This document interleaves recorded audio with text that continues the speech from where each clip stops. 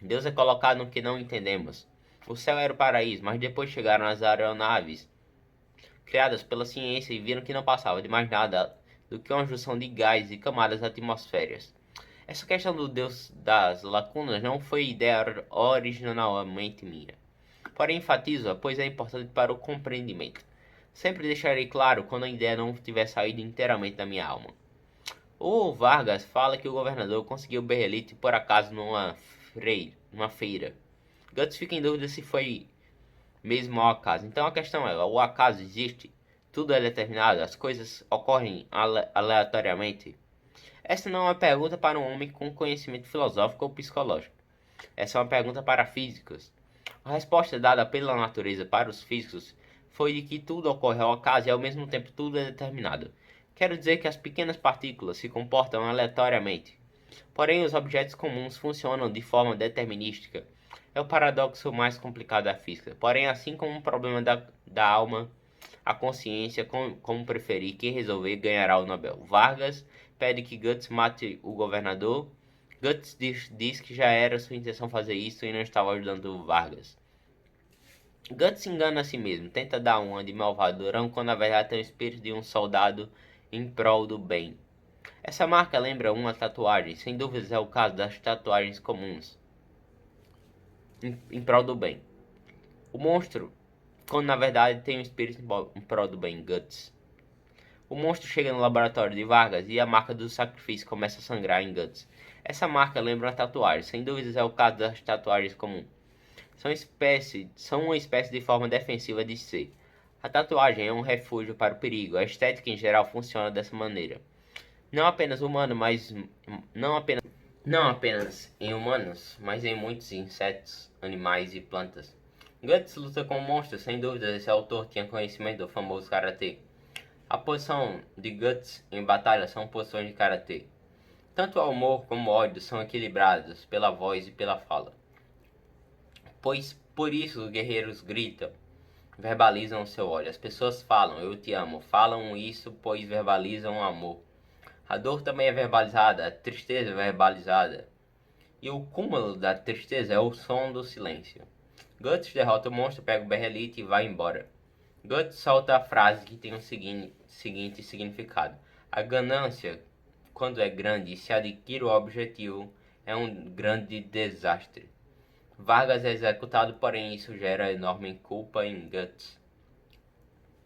O capítulo 5 não tem tantas reflexões, por isso pulemos para o 6. Os humanos são seres vingativos e Deus é colocado como um ser vingativo. Isso era óbvio, já que Deus é a semelhança do homem. A frase que mais plenamente expressa o desejo vingativo do homem é olho por olho, dente por dente. Nem sempre o humano quer devolver as coisas na mesma moeda, na mesma intensidade, no mesmo nível. Outra fraqueza humana é não aceitar a verdade, não aceitar a realidade como ela é de fato.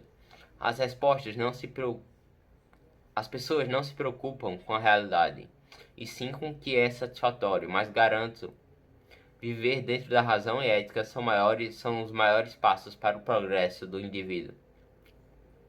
Guts luta com o monstro e é derrotado. A filha humana do governador monstro aparece com ele transformado em monstro.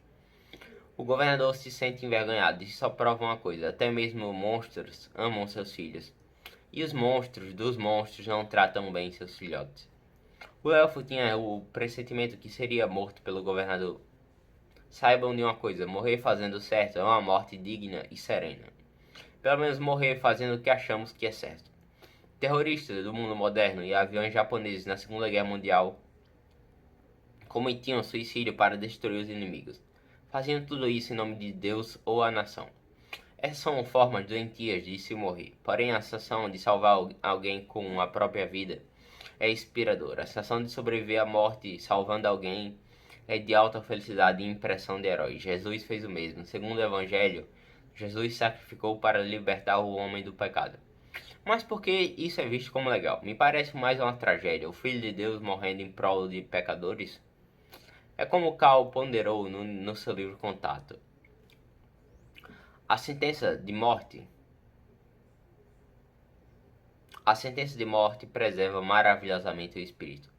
Guts derrota o monstro e fala: esse é o limite do humano. Em outras palavras, humanos não têm limites. Em ambos sentidos, tanto exageram como chegam e superam as coisas mais difíceis que se pode imaginar. O governador diz que não quer morrer e o Berrelite começa a chorar. E Guts e seus aliados vão para outra dimensão, são transportados para os mãos de Deus. Guts reconhece um dos indivíduos e fala que ele só está lá graças ao humano que Guts é. Deus só existe com humanos e humanos com Deus.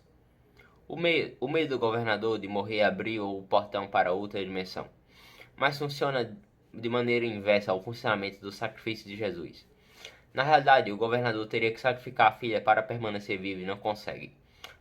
A teologia diz que o Criador do inferno existe, mas só poderia existir com a permissão de Deus. No fim, o governador é mandado para o inferno, esse é o destino de demônios. Todos os sobreviventes são mandados para a terra. Porém, a filha do governador pensa suicídio. Um estudante da alma não deveria incentivar o suicídio, e esse tipo de conhecimento nas mãos erradas é perigoso. A falta de significação da vida leva ao adoecimento psíquico. Isso é o que demonstra as pessoas com ideação suicida. Às vezes, coisas que desejamos nos causam sofrimento depois que as temos. Foi o que ocorreu com a filha do governador.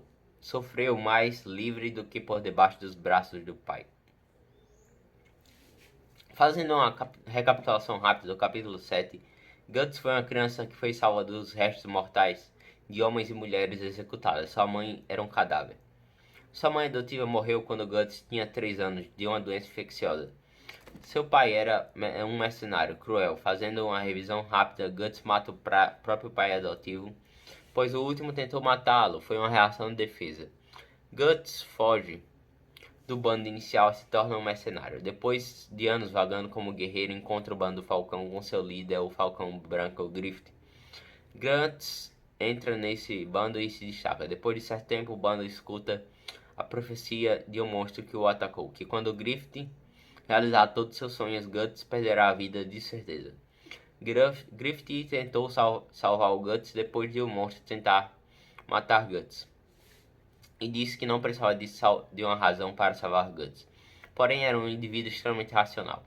Guts escuta o Griffith falar que o indivíduo que apenas vive para o outro dia sem um sonho é inaceitável, e diz que não enxerga Guts como um amigo, pois amigos devem seguir cada um seu sonho, até mesmo esmagar o amigo, caso ele tente destruir o sonho do indivíduo. Pura verdade, como já foi dito, sempre sem um propósito, sem uma significação, sem uma exigência, não há sentido para viver.